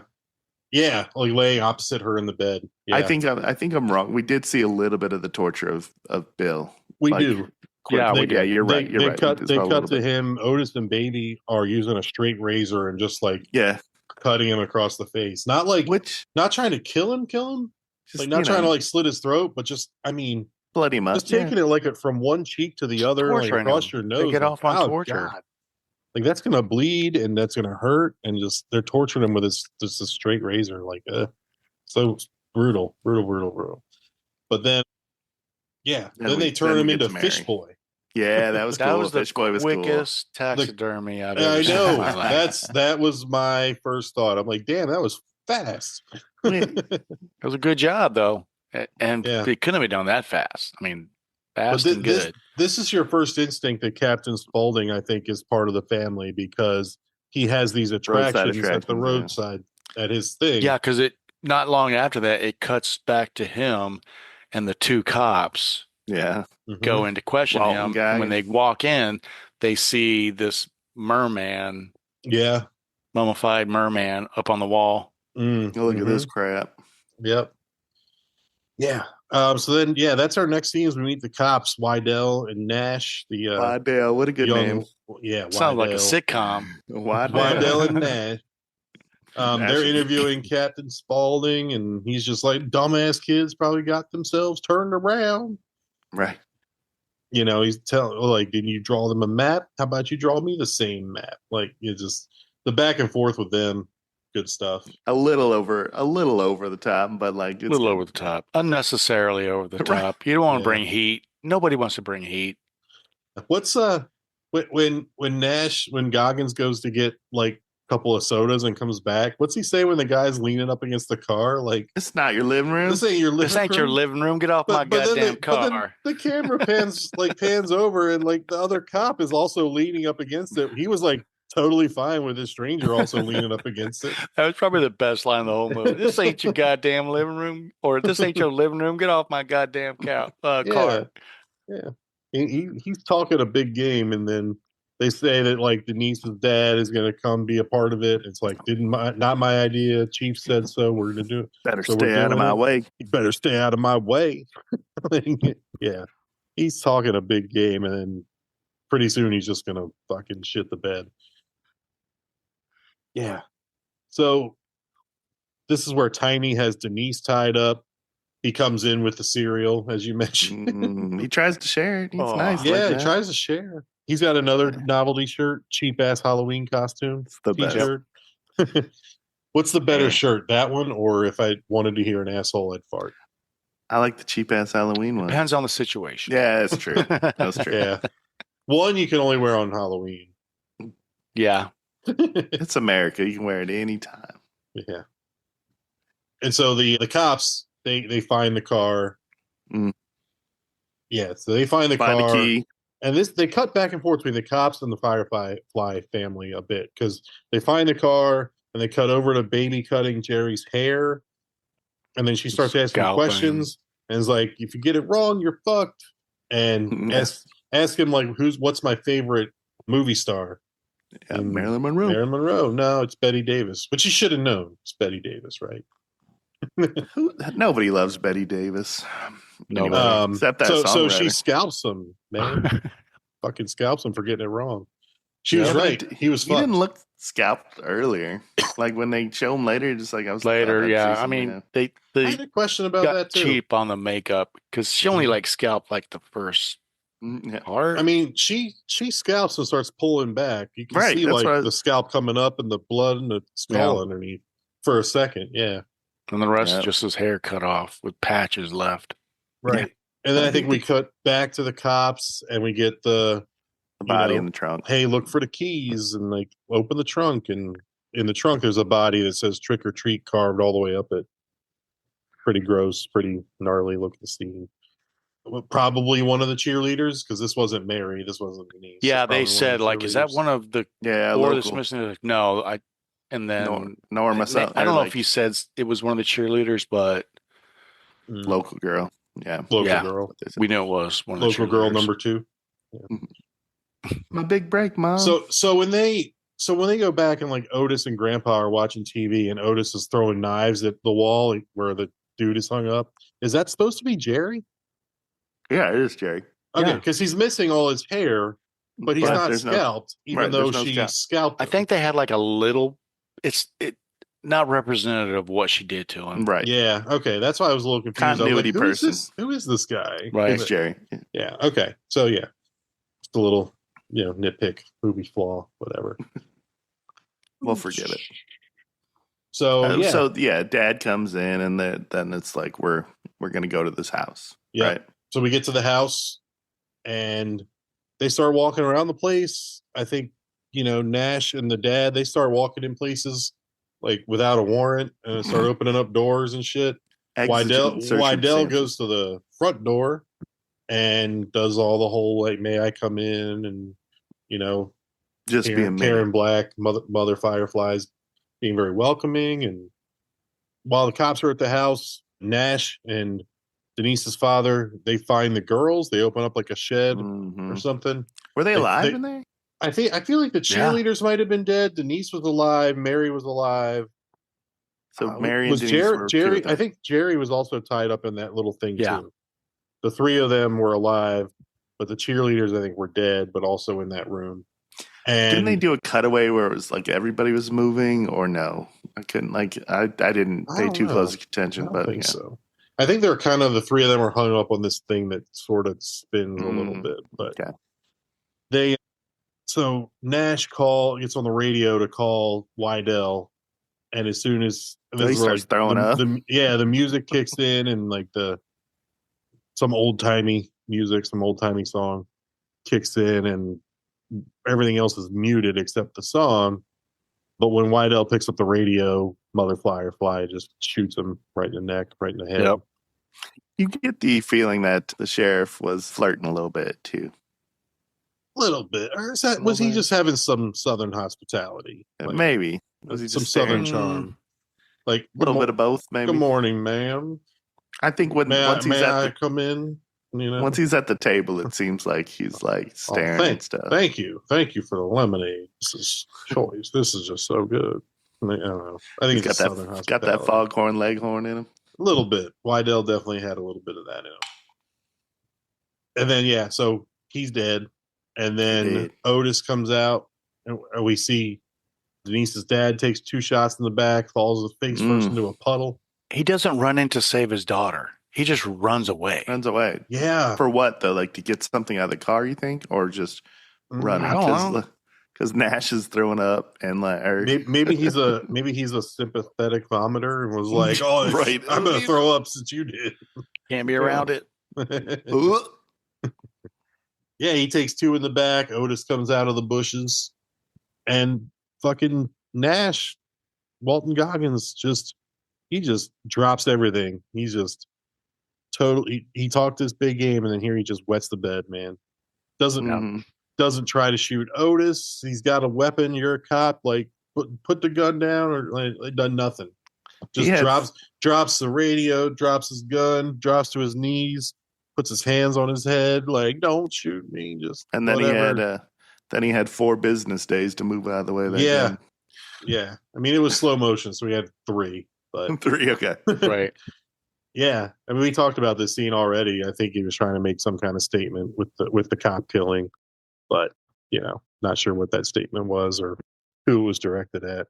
But it was definitely a choice to draw that out and to freeze that scene for like 30 seconds of Otis standing there over the cop with a gun to his head before finally pulling the trigger. Like, it was definitely a choice. Was there a 0% or a 1% chance of him not shooting the cop? Oh, he was going to shoot 0%. Yeah. He had to. Like, I mean, in the moment, as an audience member, you're like, this is happening, right? Yeah, definitely. Yeah. How are we doing up to this point? Miss anything? Anything you want to touch on a little bit more? This part angered me because it started to feel like I know where everybody's going to end up in this one, right? Yeah. It didn't feel like anybody was coming to save the day, right? Mm-hmm. After this point, it felt like maybe somebody will luck out and get away at the end, a la Texas Chainsaw Massacre. But, for the most part, and we kind of shift here too. Like we get to the whole like ritual coming up, right? Yeah. Like it's a weird tone shift. Is it? I mean, okay, you open a trunk, you got 4 missing cheerleaders, you got 4 more missing persons. You open up a trunk to a busted up car, find a body with words carved in it. You're still just taking like 2 cops and someone's dad and a weird rando to this place. Like, no backup. No, like, we need the SWAT team. We need the cavalry. We need everything you got. State troopers. FBI. Nothing. They're just like, I guess we'll go and investigate. Like, it's wild. But then I guess you wouldn't have a movie like this, right? Right. So, yeah. Baby, this is a big tone shift. She goes to my favorite liquor store anyway. Oh, I forgot about the liquor store. Red Hot Pussy Liquors. And all we have here is like Save-On, ABC. Like, why don't we have any cleverly named liquor stores? Why don't we have any Red Hot? Why don't we have any Red Hot Pussy Liquors? I don't know. Yeah. I want to go see Goober. Goober. G-Ober. G-Ober. Whatever you say, Goober. Whatever you say, Goober. And then we get back to the house, and Otis, very Texas Chainsaw Massacre, wearing Denise's dad's face and torso. Very much an Ed Gein reference. Ed Gein. They reference him a little earlier, too. Yeah. In the murder ride, yeah. Yeah. He's being all like, who's your daddy? Who's your daddy? Jerry, he's hanging there. He's barely alive. Otis drops a pretty good quote. The boogeyman is real, and you found him. That's a good quote. And then, they're going to go take him to meet Dr. Satan. Finally. We've been talking about Dr. Satan. About time. Finally going to go see this motherfucker. Right. So they go out. It's dark. And dress them like rabbits first. Dress them up like, they're already dressed up like rabbits. Also, wardrobe thing. Terrible, like, headpiece that Jerry had on for the scalping scene before they. It was like his head became like 3 times the size that it used to be. It's like that scene in Dawn of the Dead where the guy wears the fake extra hat. Yeah, exactly. But Jerry's barely alive, and they go out. They're going to go meet Dr. Satan. And Mary, when they're walking through this field, she takes off running. And then, baby's like, I'll go catch her. And we get a cutaway scene to Otis talking about whatever. And that's where he does the run, rabbit, run, rabbit, run, rabbit. Let's baby get her. What'd you think about? I thought it was fun for the moment, I guess. Yeah. Once again, it's like, okay, is this who gets away? Right. And then she just kind of stops and is like, I guess she's overwhelmed by the amount of headstones or like crosses or whatever, which why would there be crosses on these things? But yeah. Anyway, she's overwhelmed by the sheer number of deaths, I guess that represents. They had to figure out a way to show how many bodies are in the ground. Yeah, she's spinning universal around. sign for there's a body here. Right. Not a Christian thing? Probably not a Christian thing. There should have been an X, like X marks the spot, But yeah, like she just stops instead of continuing to run. Right? Yeah. I think they were lowercase t's for time to leave. For Tiny, because Tiny did them all probably. Yep. Yeah, and then brutal here. Baby just stabs Mary to death. She cuts her tits off like she promised her earlier. Yeah. Stabs her the shit out of her. Some of the scenes, we'll talk about a little later with Gore Score. Like, they didn't show some blood. Yeah. And then some they showed a lot. I don't know why. Like when Denise's dad is shot in the back, there's no splatter. There's no packet, blood packet, or what do they call it, squibs or whatever. Yeah. That go off. Like there's no blood. There's just like bullet hole shows up. But very 70s the way those shots looked on the dad for sure. Right. And then let's see, what do we got here? The other guys, they're putting Denise and Jerry into like a large casket, lower them into like a grave, like a watery grave. Another weird. I don't understand this one either. It's got weird. So really, my thoughts on this was like, it jumped the shark right here too. As crazy and vicious and killery as they are, right? They're still afraid of Dr. Satan and all the other stuff that's running around in those underground tunnels. Right. Mm-hmm. So they can't just hey, come get these guys. No, they have to lower them down into probably like an old mine shaft. Play a radio that announces their presence. Yeah, that they're there. It's like it took another leap to another weird level. I'm like, what? They're living underwater? What's going on? Yeah. And then they that shit apart, man. Dude, those monsters that come out, they're just covered in black, whatever, algae, mold, goo, whatever. They're the people from the Descent. They're the crawlers. Man. Yeah. And they rip this casket to pieces and get these guys, Jerry and Denise, out of there. But they let her walk free. Yeah. Somehow she doesn't have to get wet. I'm like, what? How did that happen? Yeah. No, go ahead. No, it's like she eventually just walks down this pathway. I'm like, I didn't even see that pathway. There was a weird set issue there, but mummified corpses line the walls of these tunnels. Yeah. I didn't count. Would you say about 1,000? I'd say 970. 40 tops. No, more than 40. Tunnel of 40 corpses. Tunnels, 40. House of unknown corpses. Yeah. So this is where she gets to the set of the doors, and we go from the cool blue lighting to this warm orange lighting set. After the man tricks her into getting a rabbit suit ripped off, I'm like, what is happening here? Yeah, I don't know. A lot of stuff happened here. I'm just like, what are we doing? Why are we doing this? And then she finds the rumpus room where they're all just hanging out. Yeah, it turns red. Red's bad. This is that's the scene I liked a lot. Where it's she's in that tunnel and then it turns and then. Yeah, just the transition was perfect on it. Yeah, the blue to orange to the red. Yeah, very big shift with the lighting. And then Jerry, he's sitting on this operating table, and there's Dr. Satan, man, and this some sort of apparatus attached to him. He was like Doc Octopus or something. Really cool looking monster. What did you think about the design? It was super cool, but it didn't fit. It didn't fit. It was it's impractical. I mean, they're still human beings. They still have to eat. Right. They have to sleep. They have to be comfortable. Poop.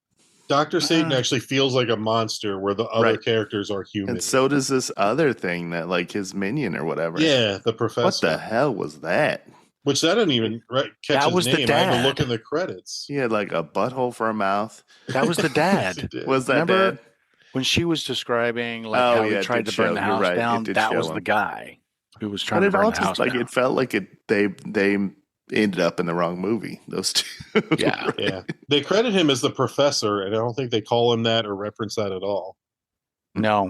But spoiler for Devil's Rejects, Captain Spaulding is Otis and Baby's father. Huh. Yeah. Who knew? So I don't rewrite, you think? Well, maybe Mama Firefly or whatever. You had a couple different baby daddies. Probably. Seems like it. And like the professor. If Nash didn't get on the radio to Wydell, Wydell might have been a father for another one. Yeah, too. I think Sheri could have got that too. Oh yeah. So I'll tell you, he was not a professor of architecture though, or like structural engineer, because he's knocking over pillars and shit. I mean, that's not something a professor would do. No. Or But, an eye doctor. Yeah, but dude, I think that the apparatus thing and like the monster wearing like an oxygen mask and he kind of looked a little bit like the Crypt Keeper, but or Bane, or something bigger. From Mad Max, Fury Road or whatever. Yeah, kind of like Bane from like Bane, Batman with the I am the darkness. Yeah, with the oxygen mask on. Yeah, not what you want to see if you're trying to get out of a horror movie. Nah, and he's huge, man. You go underground. You're trying to get out. That's not what you want to see. It's like the big Dr. show, Satan or this professor. The professor with his axe, the red goggles, the goggle shot of like the POV of him with the red, and the double shot. Pretty interesting stuff. She tricks him though. Yeah, she tricks him. There's an axe.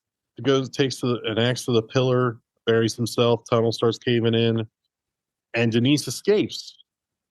She climbs out of the ground, out of the hole. It's like daytime shot, like in The Descent, or like the cover of Evil Dead, where like somebody's coming out of the ground there. Yeah, it's daytime now. She walks to a nearby road, and who drives by but Captain Spaulding to the rescue. Yep, to save the day. Get in, girl. You're one of those people they're looking for. He's gonna we're gonna get you to a doctor. And they did. Just put your head back and relax. We're gonna get you to a doctor. Didn't say which doctor. Yeah, Dr. Satan. Okay, good use of score and Otis slowly getting up. Like was kind of a good jump scare. Yeah. Kind of. Were you expecting it? Yeah, no. I mean, I was expecting him to take obviously Spaulding's bad. Like, given the Texas Chainsaw Massacre is so heavily influenced on this, I think first watch. I think I was like, oh, this is how she gets out, just like Marilyn Burns, just like Sally Hardesty. She back of a car, sunny day. She made it. She made it, and then she does it. That's his only FU to the Texas Chainsaw Massacre. I think they screwed up the ending because so Otis is in the back seat. He comes up and kind of like, oh shit, he's in the back seat, and he's gonna stab her. He's gonna stab her. Like it's like as he's coming down to stab her, they freeze frame, and she's back. So I was confused. It's like it's not like he knocked her out and then brought her back. Mm-hmm. He was going to stab her. Right. So was she dreaming that part and she came to and she was on the table with Dr. Satan? She never got out. That's a good point. The henchman. Never thought about that. They messed it up. They somehow worked in two separate endings in one ending. I didn't think about that. That's amazing. So I don't. I thought I didn't like it. My thought is somebody did it post. Like it's like, hey, we're going to show him. Wouldn't it be better if she got caught and was back to Dr. Satan kind of thing? Like a Friday the 13th type of thing. Where I like Charlie's theory that she was dreaming like it because works. Would they have driven her back and like put her back down there with Dr. Satan? Or would they have like after he plunged a knife into her? Would she have survived long enough to go down there? Or was the knife like you better not get out of this car, like don't I don't know, it was coming down pretty fast. I feel like almost like she probably was dreaming something while she was in Dr. Satan's lair and then wakes up and she's being operated on. That's a good point. That's a good theory. I like that. I think if it was on purpose, it's a great theory. I think Charlie made a better thought than I think Rob. It didn't feel that way. Yeah. No. It didn't make sense the way they did it. Yeah. Yeah. But could have been. Could have been. Yeah. Dr. Satan! I bet Chris Hardwick gets that yelled at him, like when people see him on the street. Dr. Satan! Oh! All right, guys. That's it. I think he wishes people would yell stuff at him like they recognized him. Oh, he's a big star. I'm sure people know him. I'd be like, you look a lot like somebody I know. But you got any favorite quotes from this? There's a lot of essential living room. Get off my goddamn car. I have like basically anytime Sid Haig speaks. Oh yeah, F your mama. Have your daddy. Well, I tell you what, Ski King, why don't you just take your mama home some chicken, then I won't have to stuff my boot all up in your ass. Yep. That beginning scene was pretty good.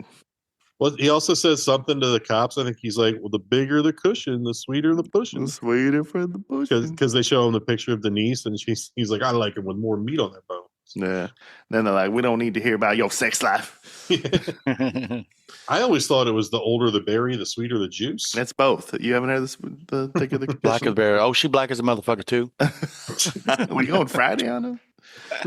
Yeah. Bernie Mac? No, it was Chris and Ice Cube. Wasn't that? Oh, I thought it was Bernie Mac. Chris was like, he was like, you know what they say? Black of the berry. No, he messes it up. The older the berry, the sweeter the juice. He goes, no, man, it's black of the berry, the sweeter the juice. He's like, oh, she black as a motherfucker too. Nice. Which kill was best? I like the turning Bill into the fish person, but like, yeah, it was a fast turnaround on that taxidermy, but yeah, pretty cool. But they don't show them doing that. They don't show that. Yeah, they show the stick up, the two robbers getting killed. Yeah, they show the dad getting killed. They show the sheriff getting killed. Is it? They don't show.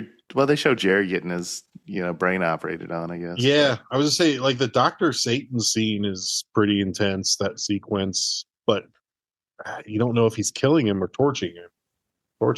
Or, yeah, both. Turning him into one of those people down there, probably. Goggins? Is that the best? Oh, yeah, they show that, but that was kind of... Yeah, it was too long. Mary getting stabbed like 20 times?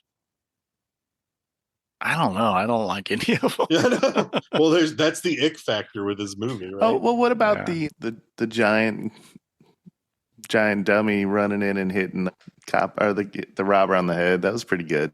Yeah, that was good. Pretty good kill. Yeah. Yeah. I don't know. It's a toss up. Any one of them could pull out of a hat. Yeah. Yeah. I think the doctor sequence set, the costume. Well, I think Jerry dies. So I'll just say that whole sequence. Yeah. I could go with that. Sure. Jerry definitely dies. Yeah. Yeah. I just feel like it's kind of disjointed, that whole thing. It's just like, how do you guys fit into this whole mix? Yeah. Could you escape this? Where did our victims go wrong here? Several places. They didn't fill up the gas tank. They put $3 in it. They didn't put a tire in the back. Man, Jerry, like... They decided to go after something called Dr. Satan. Dr. Satan? Like, fuck that, man. This was the 70s. All kinds of crazy shit. But they wanted to go write about these little roadside attractions on cross-country trips and stuff, so it fits. Yeah, they could have written about Spaulding's and left the Dr. Satan. That's enough. Yeah. Just keep going. They already tempted fate. I think they were lulled into like a sense of like, it's like, oh, these are hokey people, this is a fun little thing to look for. But yeah, I think even picking up a hitchhiker is a bad idea too. They did target them. Yeah, picking up the hitchhiker is bad. Like if you don't pick her up, do they blow your tire out? They wouldn't. Yeah. Well, because they're going down that road. Anyway, yeah. It was going to happen anyway. So then you are kind of at their mercy going to this house, and then how do you escape this house? They let you out. They let you out. You get in your car, and then you go. You got to open the gate, and then you're getting taken again. I drive right through that fucking gate. This is obviously a house full of crazy people who are going to kill you and eat you later. I let the cops sort it out. Like, look, this is what was going down, bro. You take me away. Give me 20 days in jail and a $500 fine. I don't give a shit. There's 2 cops in this town, and they're investigating 4 missing cheerleaders. They're not finding you for. I think if Jerry and Bill would have, given some sugar to the respective ladies of the house, maybe they would have gotten out. Maybe. Yeah. All right. Who is the dumbest character? Jerry. Jerry? Jerry. He's a jackass. He for wanting to go see the doctor. He's the reason why they were there. He puts $3 in the gas tank. He fills up the tire and doesn't put it in the trunk. Yeah. He's yeah. I didn't put him. The instigator. I put either Mary or Mary pushing baby, overreacting and calling baby a fucking whore and a fucking slut for just sitting down. She went all Jersey Shore on her. Tiny looked pretty stupid too. different category. Tiny real dumb. He can't even eat cereal in a good winter. Oh. Yeah. And Goggins, who just totally gives up, doesn't even try to get a shot off at Otis. Bruh, totally just gives himself up. Like you have to know it's coming. Yeah. Like I know I understand it happens. Grandpa's pretty quick, stupid too, but yeah, the dad just like running away, not running in to help his daughter. No. Yeah. He's just gonna run for the car. I don't know what the fuck he was going for. Body count. 1,000. 1,000. At least. I win. 1,000. 1,008. Core 4. All die. But we don't see Eileen. What's her name? Denise. Same thing. We don't see her die. We just know what's going to happen. So the other 3, Dad, the 2 cops, the 2 robbers. Is that it? The cheerleaders. You count the cheerleaders. So that's 11. A lot. You want the number? Yeah, let's hear it. Sure. 14. Okay, who are they? Little Dick Wick. Yeah. Killer Carl. Those are the 2 robbers in the beginning. Cheerleader 1, cheerleader 2, cheerleader 3, cheerleader 4. Bill turned into Fish Boy. Karen Murphy is a cheerleader that's found dead in the trunk. That's the local girl. Yep, the local girl. We got the 2 cops, and then we got Wydell, Nash, and Denise's dad, Mr. Willis. And then we got Mary, who baby stabbed a bunch of times. Jerry, tortured to death by Dr. Satan. And they list Denise as either stabbed by Otis or mutilated by Dr. Satan. So right. They got because there's 2 endings. 14. Yeah. So 14 is the number. So 1014 is the answer. 1014. Okay, got it. If you assume there was already 1,000 before this movie starts. It's in the name of the movie, so. Right. Who are we to argue? I mean, it wasn't the house of 986 right. corpses. Exactly. All right, guys, let's do a gore score for this. I'm going to say 6. First, I have to show you Killer Carl's IMDb profile. I saw it. Yeah. He's ripped. Calvin Klein in had some tidy whities. Yeah. Yep. What kind of movies is he auditioning for that's his headshot? I think you're aware of which one. Yeah. Not many people have 2 headshots on the same photo. It's his head's shot. His headshot. We got heads and outline. Yeah. We got dick print now. Yeah. Bring your dick. I mean, you got it, man. If I looked like that, that'd be my headshot. Yeah, Kendall will show you. Anyway, so gore score, it's kind of like when they're cutting up Bill and stuff, like it's kind of oddly, I think the chops they have to make for the sensors and stuff bring it down quite a bit. I mean, there's the stabbing scene of Mary. There's a scalping. Yeah. Stabbing scene, the razor blade. The razor blade. Razor blade looks really. It looks really bad real. though. Like, do you think it looks real? No, yeah, I thought it looked almost like ketchup, like just being. And he wasn't really reacting. Like, I mean, it was underacted. Yeah. True, but like, thankfully, the sexual humiliation or whatever he's doing with the cheerleaders was kind of like not focused on and not drawn out scene. So that was awesome. I'm glad that they didn't do that. Yeah. They're like, don't worry, we'll make up for it in the next movie. Yeah. Yeah, so for sure. Gore score, I'm at a 5-ish. 5-ish and 6. Man. Where do you put it? No, build your case. That's fine. I know I went too high this time. I said 8.5. Oh, okay. And I basically was like, there's some set pieces that are void of blood, but you also have like the scalping, you have the carved up bodies, like the bodies with trick or treat carved in it. It's fucking gross. You got like the razor cutting the face, you got the stabbing. I think there's a lot of stuff. Maybe I'm thinking that there's more like gore and more just like gross set pieces. Like what's his head? His on the table with Dr. Satan, his head was peeled open. It was his head was peeled open. Drilling his dome in was it. showing. Yeah. And then you got Otis wearing the face and the torso of her dad. But it wasn't bloody. When he lifts it up, it's like a little bloody underneath. He lifts it up like a ski mask. And like Denise's dad is shown. It's shown on the table without like the face and chest shown. So that's right, Goggins. Was that Goggins on the table? No, that was. I think that was the dad because they cut the face. I'll go 7. I'll add. But I think I'm remembering a little more. But I'd go down. I was 5. Now I'm 6. Yeah. 6, 7. I'll say. Let's say 6.5. 6.5. 6.5. I'll go down. All right, 6.5. Well, you got 8. There is I got a lot. 7. You got 6. I'm up to a 6.5. Just because I feel bad for my 7. We'll do 7. We'll do 7. Okay. Call it 7. Call it a 7. We'll call it 7. And let's see. I started compiling, like ordering these by gore score. So if we're going by a 7, it puts us in line with Long Legs, Predator, A Nightmare on Elm Street. Okay. I think that fits. Yeah. I think 8.5. I went way too high. It's like The Thing level. The Thing is definitely gorier than this. I should have looked at this list before we did this. Yeah, but you don't want your idea to be tainted.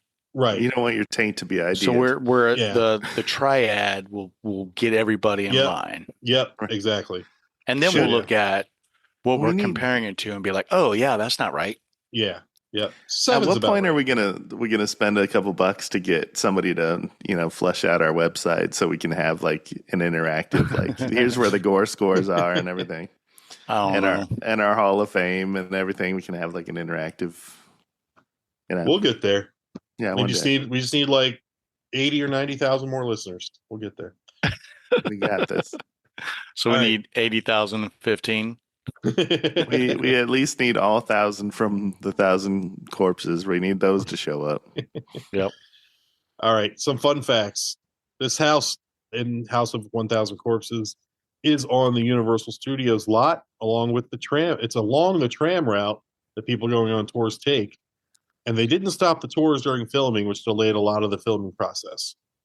Oh, that sucks. While they're making this, the tram is like going by. They're like, oh, they're making a movie over there. However long the tram ride is. I haven't done it before, but I don't know, every hour at least, maybe. Never been there. Every 30 minutes. Yeah. I don't know. Universal? Oh, in California. In California. The real Universal, not the Universal. Florida. I don't know. I like the Florida one. The trick-or-treating scene at the beginning in that little neighborhood where Denise's dad lives. Oh, yeah. That is also on the Universal lot. So in the background, you can see the Munsters house, and Denise's dad's house is the same house from Leave It to Beaver. Nice. Really? That is a fun fact. Yeah.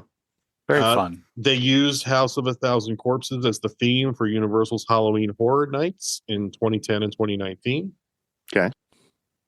Otis and Baby's little rants, like the transition scenes, those were inspired by home movies of the Manson family. And those were also shot after the movie. Rob Zombie had them over to his house. I mean, Sheri already lived there, I'm sure, but they shot this in like a weekend with like an 8mm camera, stuck it in post-production. Those little transition scenes. Okay. The episode of the Munsters that Grandpa and Otis are watching includes the episode where Herman is building a race car that he names Dragula, which is the title of one of Rob Zombie's hit songs. Okay. So a little Easter egg there. And then Rob Zombie had to submit this to the MPAA 10 times before getting an R rating. A lot of things, some of the things that were cut Baby's scene, that transition scene with the skeleton where she's kind of licking its mouth. Yeah, licking its mouth. Apparently was much longer and sexier. I shouldn't say sexier, but I learned some things about me. But it ended up with basically her climaxing from masturbating with the skeleton.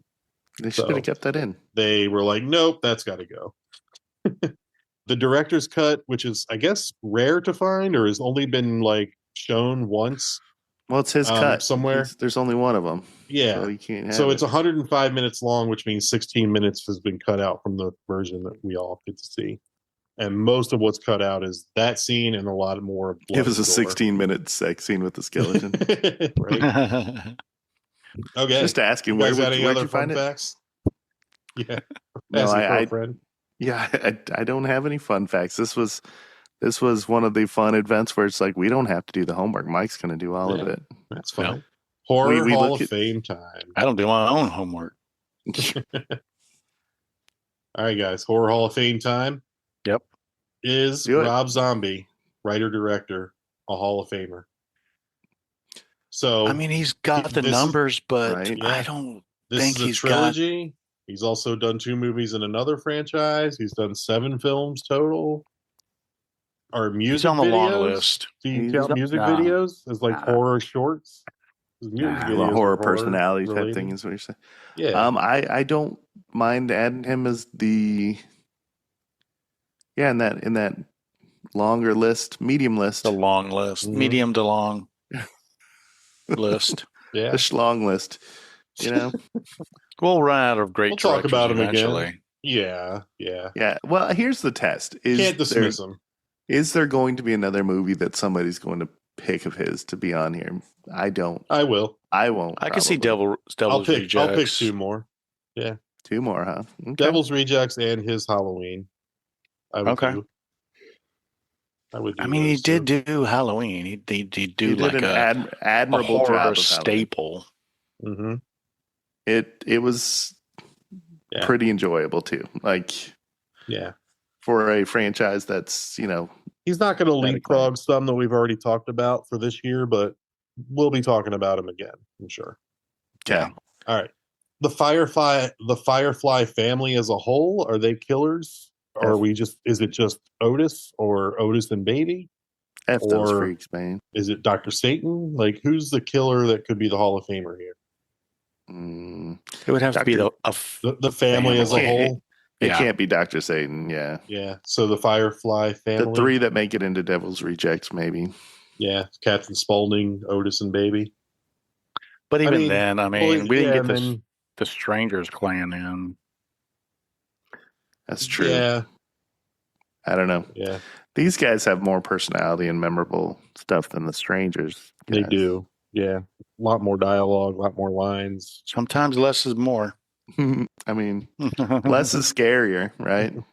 Yeah. But there has to be something. They have to do something. Mm-hmm.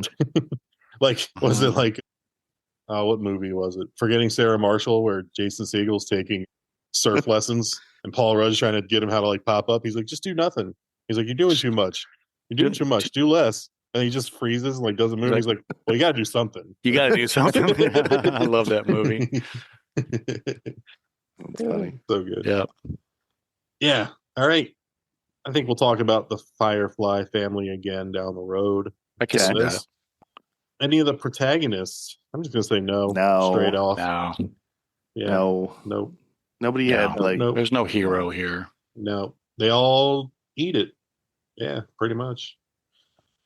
Movie props. Any movie props you want to nominate for the Hall of Fame from this? Oh, there's so much stuff in this movie. It's just cluttered, but I don't know if there's anything that I could pick out. I mean, the Captain Spaulding's neon sign. That's pretty cool. I don't know. It's cool. Yeah. That's what came to mind. I was thinking something related to Captain Spaulding's, whether it be like the chicken bucket from the commercial or his shirt. I wouldn't remember the shirts. The clown. I'm trying to think of what I remember from the first costume. time.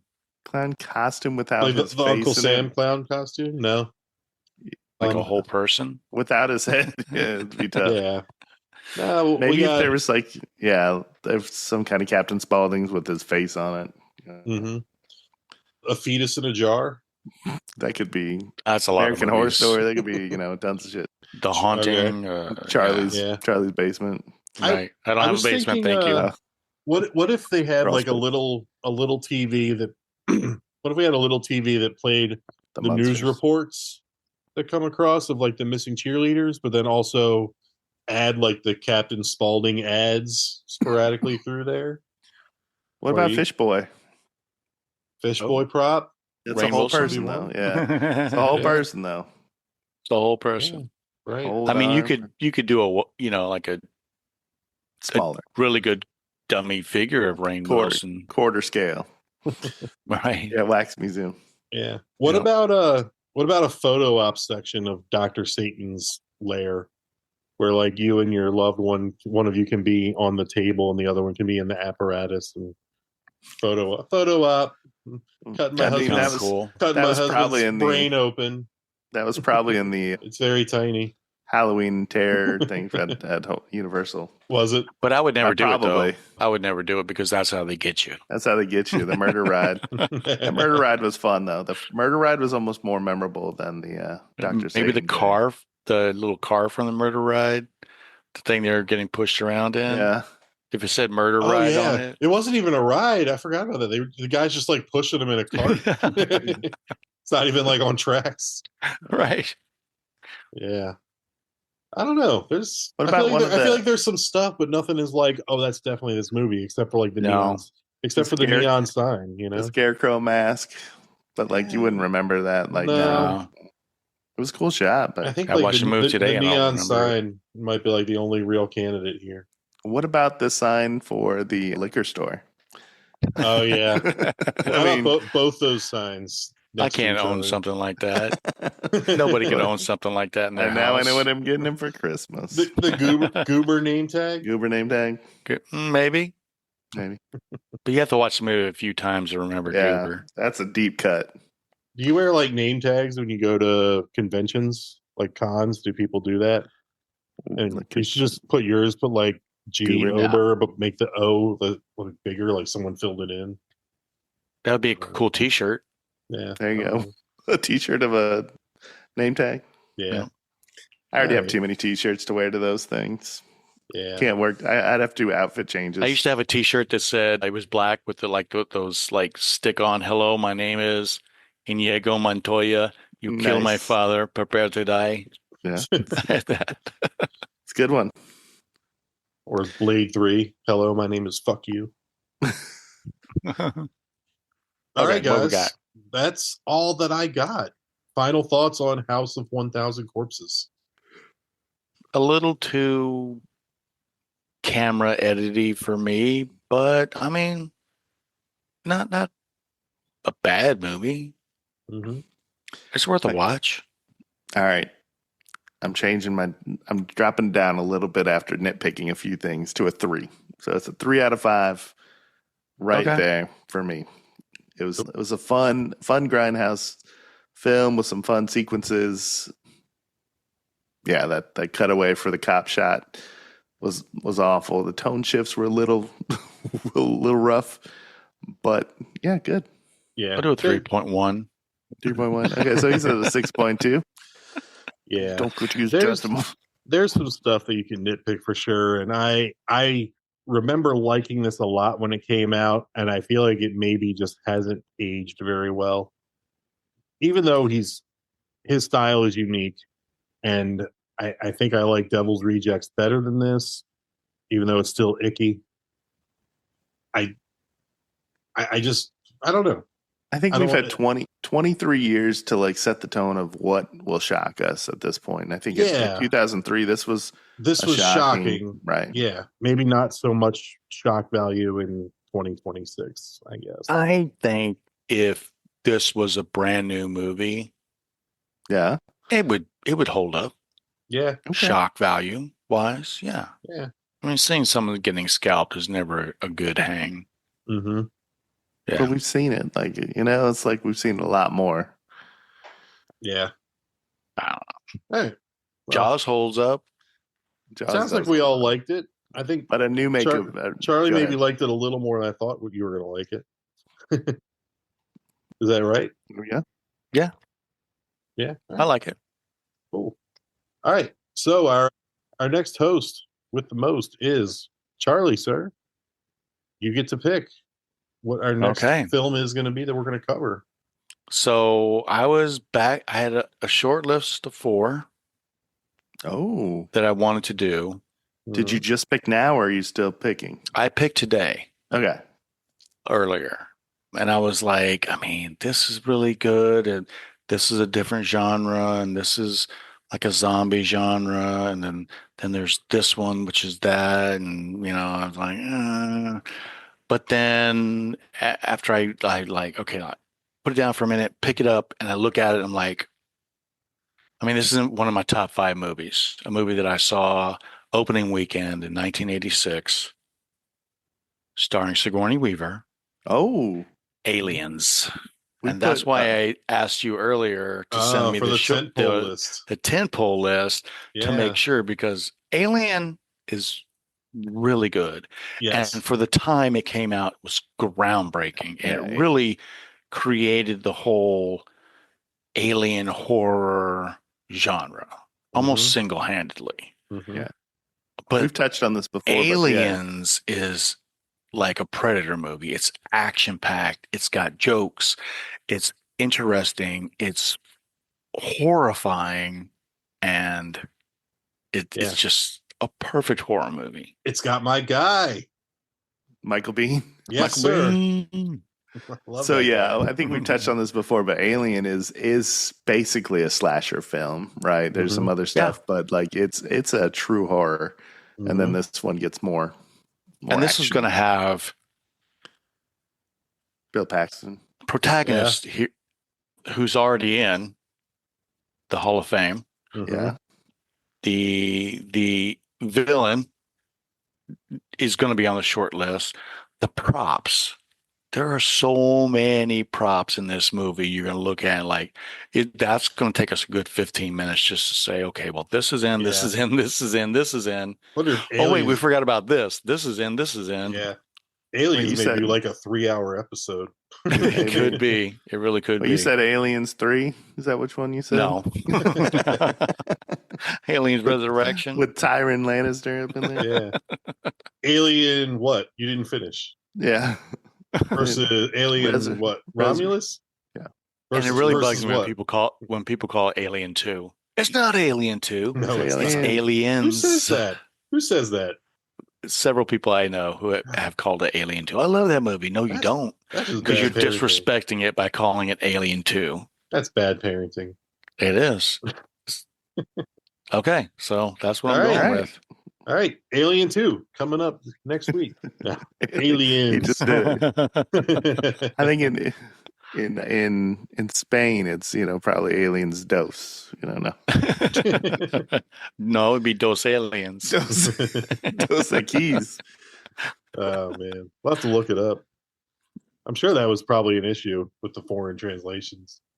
Oh, that's something we haven't done. I'm going to do for the next episode. Is like, what was the name of the movie in China? What was the name of the movie in Spain? You are doing the next trivia. You are the host. That's what. Well, I'm not. Mike is. I'm just saying, like, fun fact. Yeah, that's a good fun fact. What was this movie called somewhere else? Because Portugal, sometimes it's way off because there's not a straight translation or right. It or doesn't there's make certain sense. words they don't want to use, so they like right. Like Back to the Future, I think in one of the countries is called like The Boy That Time Traveled or something. Yeah. But